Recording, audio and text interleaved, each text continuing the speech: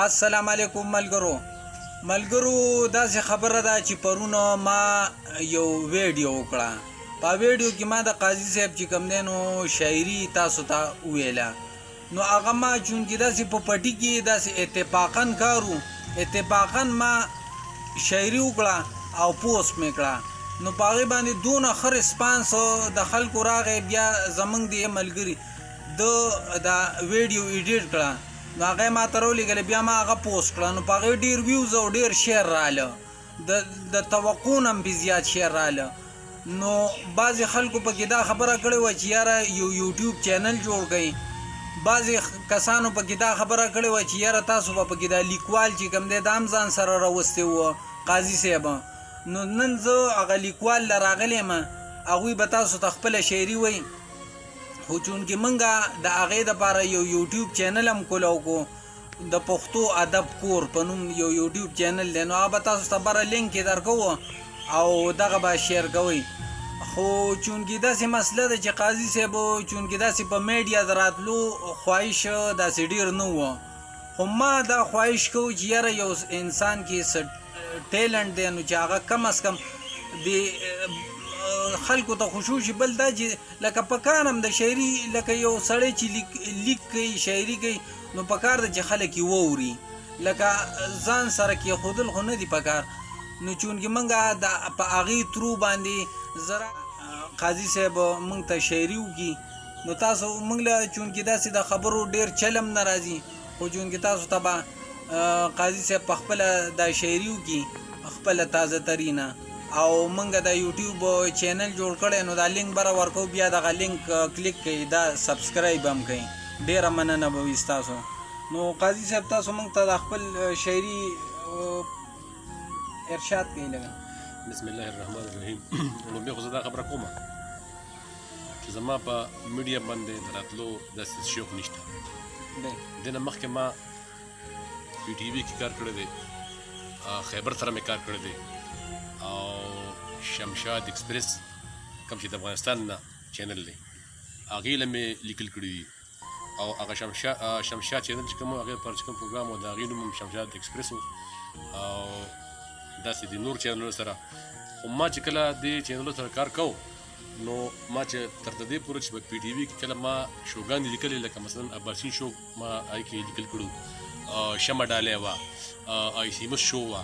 نو په دغه شوګانو کې هم زما په میډیا د راتلو شوق نو، او د هغې ثبوت دا چې کله به په سټیج باندې به ریکارډینګ کېده، نو زه به په حال کې نه کېناستم،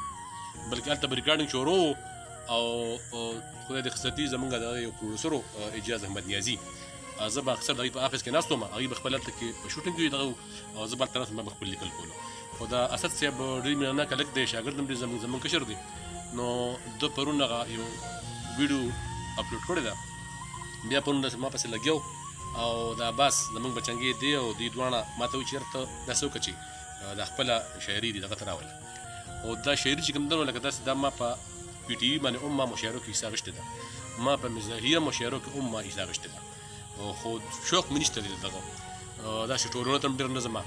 هلته به هم چې پروډوسر به ته وګورو په دغه کې لکه نواب علي الله دې ښه ساتي، هغه به مجبورولم په پی ټي وي کې، نو یا زموږ بل یو ملګری دغه طارق جمال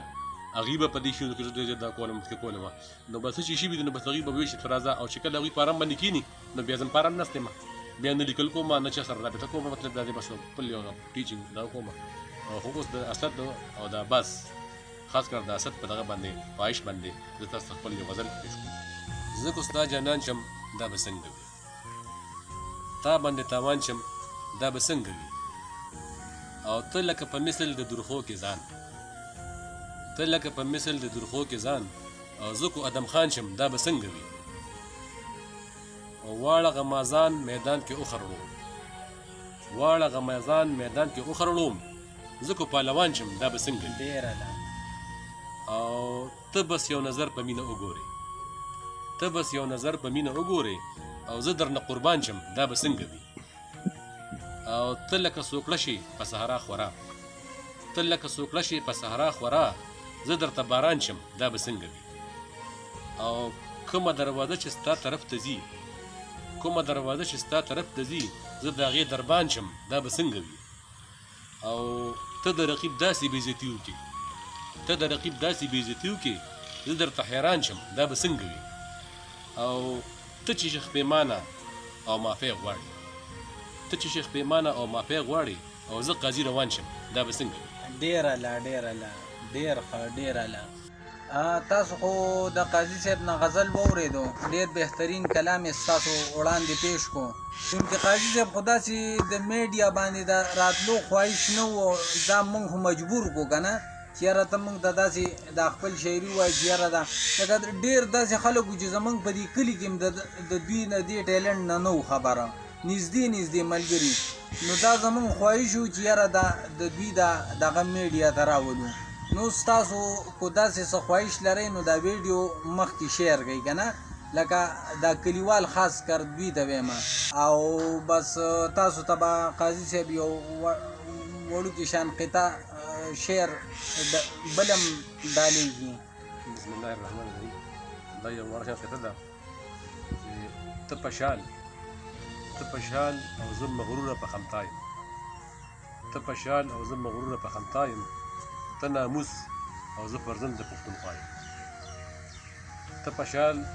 او زه مغروره په خمتا یم ته ناموس او زه فرزند د پښتونخوا یم په میدان باندې د نثر او د نظم زه قاضي د پښتو ژبې شهنشاه ډېره ډېر ښه چونکې قاضي صاحب ډېره مستقل شاعري کوي که نه ډېره شاعري دا کتاب چې کوم دی نو دا هم د شعرې ډک دی بله داسې پرزي دي دوی سره تاسو خو دا شاعري واورېده چونکې قاضي صاحب مستقل شاعري کوي نو موږ به انشاءالله د اتوار په ورځ به موږ دې له ټاکو که نه نو هر اتوار به تاسو ته یو ویډیو موږ ریلیز کوو